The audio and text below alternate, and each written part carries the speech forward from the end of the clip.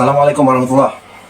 Salam harapan, salam upah, salam perjuangan, dan salam sejahtera kepada semua saudara-saudari yang saya hormati. Sebelum saya mula masuk ke dalam isu ini, sebab saya tahu pasti akan ada pihak-pihak yang berkata perbandingan yang tak sesuai oleh sebab satu negara dan satu negeri.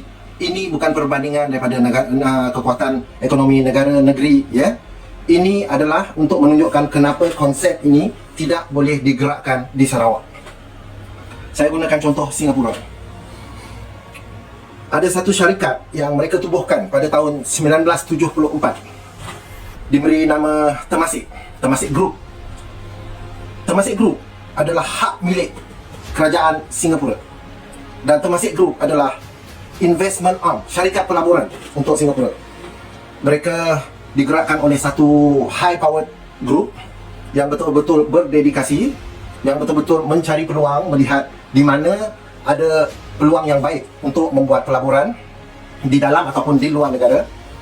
Kemudian mereka akan buat paperwork untuk dinilai sama ada ia betul-betul relevan atau tidak, sebab pelaburan ini akan menambah pendapatan negara.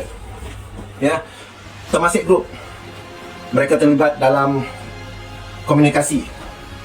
Ya, mereka terlibat dalam penerbangan, di dalam hospital-hospital swasta, dalam kesihatan, semua sekali.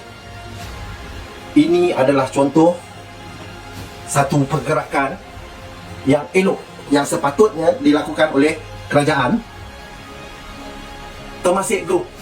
Sehingga tahun lepas mereka mempunyai aset dan jumlah pelaburan Singapore dolar 306 bilion, dan jika diubah kepada wang Malaysia 948 bilion. Boleh bayangkan tak kuatnya ekonomi macam mana jika ini ada di dalam tangan kita. Dan di Sarawak ada percubaan dia bukan satu realiti setakat ini, untuk membuat satu investment arm. Okey, saya sentuh lagi satu perkara. Investment ni, pelaburan, jika untuk kerajaan, macam contohnya kerajaan Singapura tadi, dia orang gunakan wang mereka sendiri, ya, wang negara Singapura sendiri untuk melabur, dan akan memberikan pulangan yang lebih kepada mereka. Dan jika investment arm ini menggunakan wang daripada trust fund, macam contohnya ASB, ini akan memberikan kelebihan lagi kepada rakyat. Sebab apa? Yang menyimpan di dalam trust fund ini tadi, mereka akan dapat lebih lagi daripada segi dividen. Ini tidak dibuat oleh kerajaan Sarawak. Asal, saya rasa kebanyakan warga Sarawak biasa mendengar ASSAR, asal, Amanah Saham Sarawak, ditubuhkan untuk menjadi investment arm kepada kerajaan Sarawak.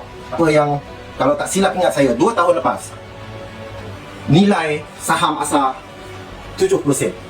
Dalam Undang-Undang Sarawak mengatakan paling minima rakyat akan dapat pelaburan mereka RM1 balik RM1.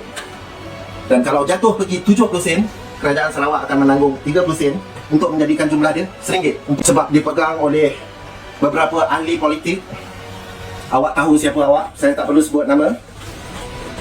Kemana pergi wang ini? Awak satu syarikat pelaburan yang mencari pelaburan-pelaburan yang safe, yang selamat, untuk menghasilkan wang lebih untuk Sarawak. Bahkan awak menghasilkan kerugian, tapi apa yang terjadi sekarang?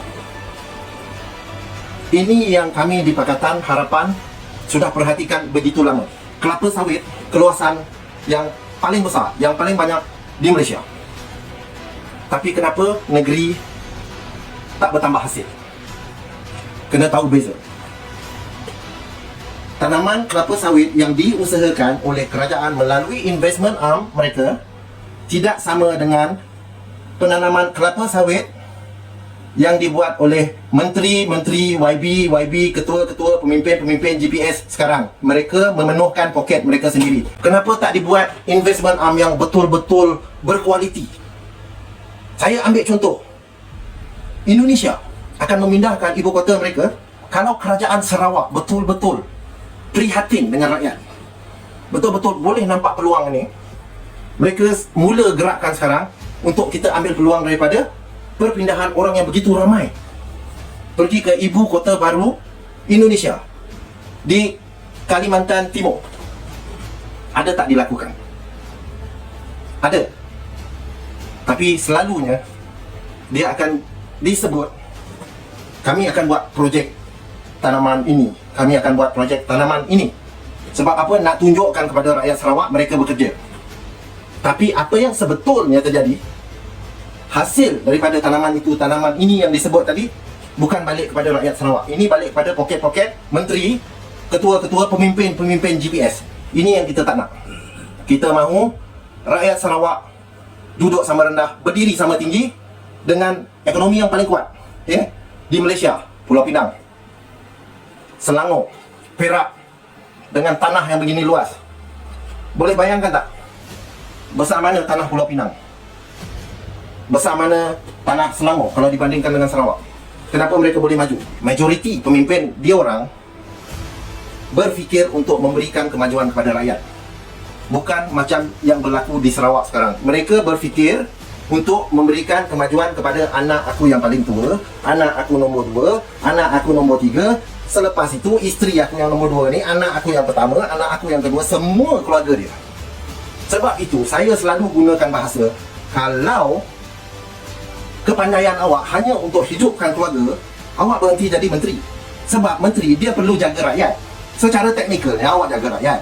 Isteri awak pun rakyat. Ya, tapi awak jaga satu, sedangkan awak diperlukan untuk menjaga 30,000, 40,000 orang. Dan kalau ketua menteri, diperlukan untuk menjaga 2.8 juta orang. Kalau tak reti nak bekerja, sebab itu yang saya selalu sebut, berhenti. Ini yang kami PH ambil berat. Kami mahu rakyat Sarawak hidup merasa kesenangan seperti negeri-negeri lain yang maju. Dan kami akan memastikan jika kami diberi peluang oleh rakyat Sarawak untuk memerintah, kita akan pastikan projek-projek yang dibuat menghasilkan sesuatu untuk rakyat. Bukan menghasilkan sesuatu untuk poket saya. Bukan menghasilkan sesuatu untuk anak saya beli kereta Ferrari. Bukan menghasilkan sesuatu untuk menantu saya beli rumah 4 tingkat.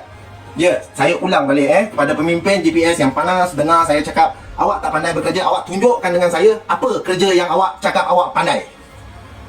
Jadi warga Sarawak, kalau mahukan kesenangan, kalau mahukan masa hadapan yang lebih baik untuk anak cucu kita, beri peluang kepada kami, PH, untuk memerintah Sarawak. Cukup dengan badut-badut sekarang yang mengaku mereka pemimpin tapi tak pandai bekerja. Cukup. Kita semua boleh berfikir. Kita semua ada kemampuan untuk berfikir, tapi kenapa kita memataskan cara pemikiran kita? Kalau kita hendak pastikan anak cucu kita senang di masa hadapan, kalau kita hendak pastikan sisa-sisa kehidupan kita merasa kesenangan, cukup dengan GPS, buang GPS. Sampai di sini saja saya. Assalamualaikum semua. Salam ubah, salam harapan, salam perjuangan, dan sentiasa undi DAP. Terima kasih.